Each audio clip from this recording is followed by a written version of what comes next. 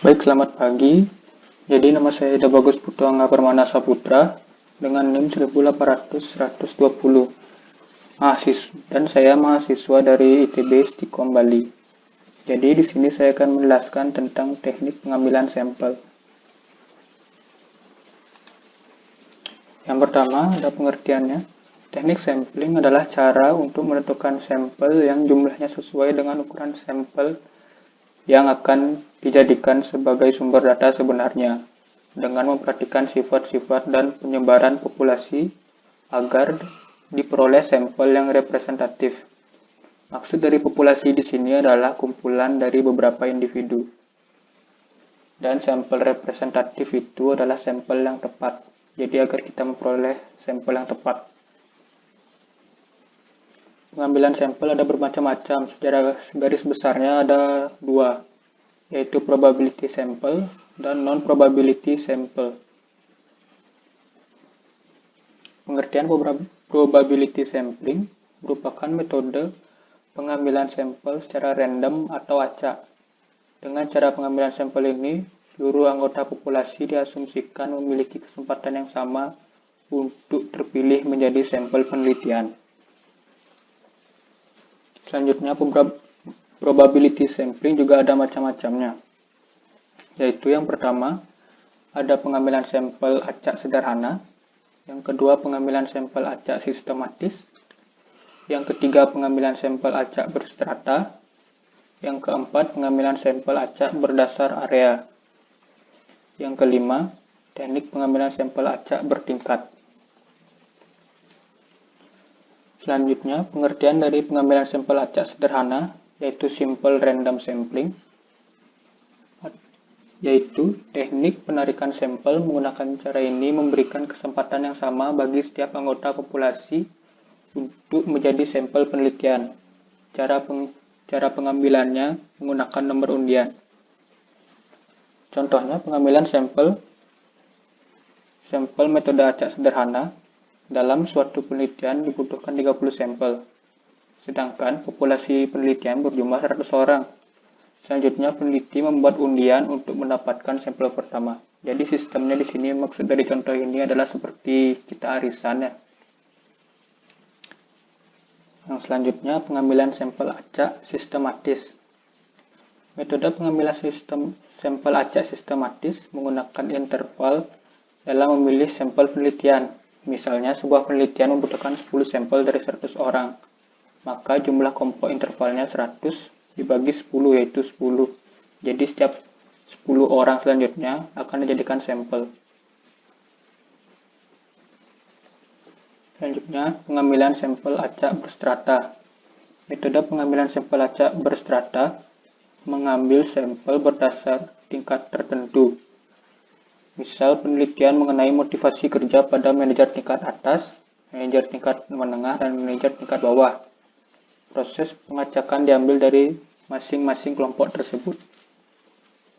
Jadi teknik ini untuk mengukur sebuah rasa. Pada contoh di atas dijelaskan tentang motivasi kerja.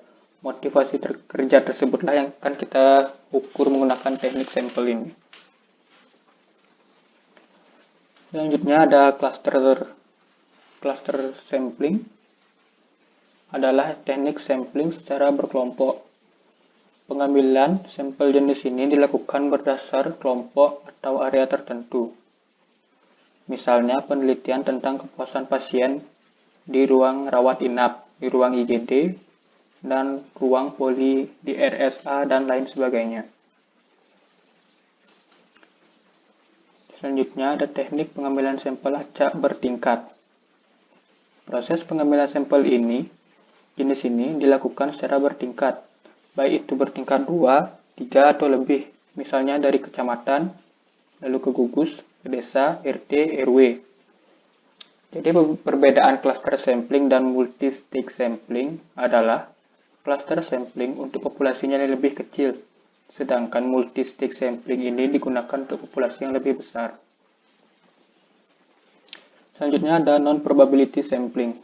Adalah teknik sampling yang memberi peluang atau kesempatan tidak sama bagi setiap unsur atau anggota populasi untuk dipilih menjadi sampel.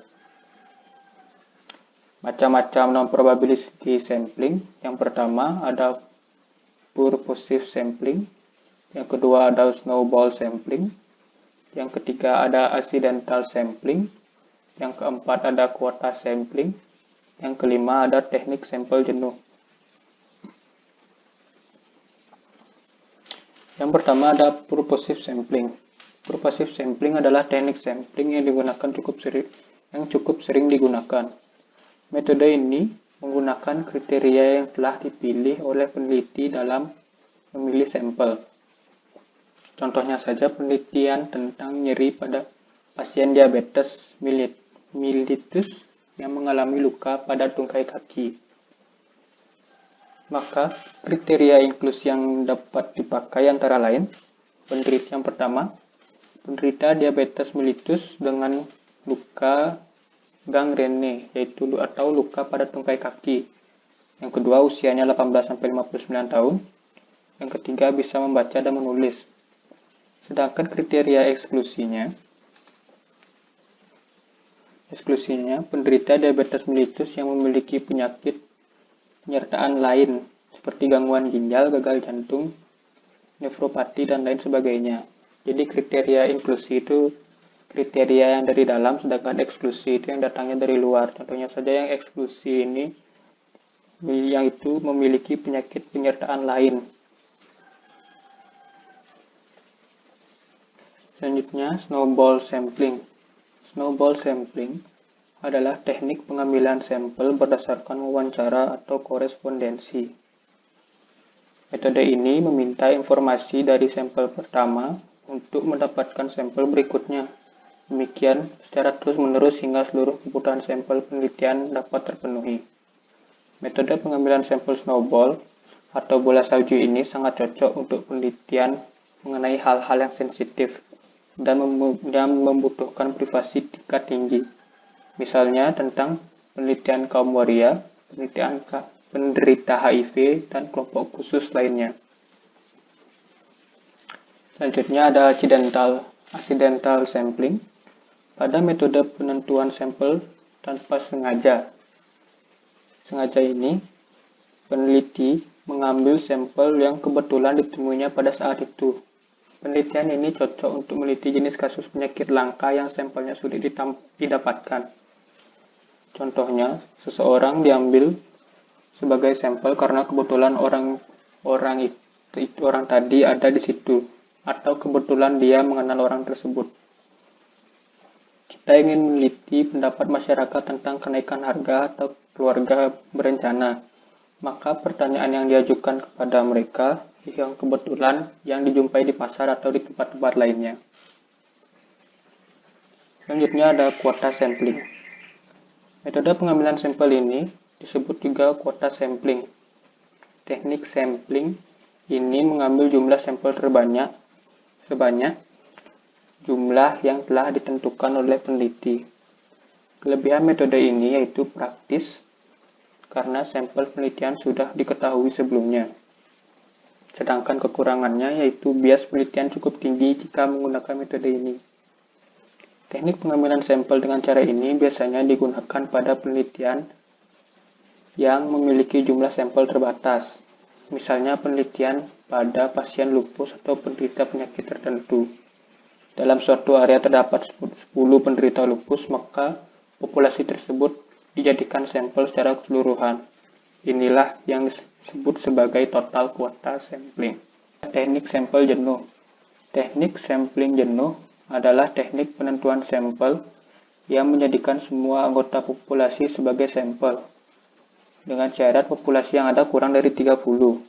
Contoh, misalnya akan diteliti sebuah kinerja guru di salah satu sekolah swasta di Jakarta. Karena jumlah guru hanya 35 orang, maka seluruh guru dijadikan sampel. Sekian presentasi dari saya, terima kasih.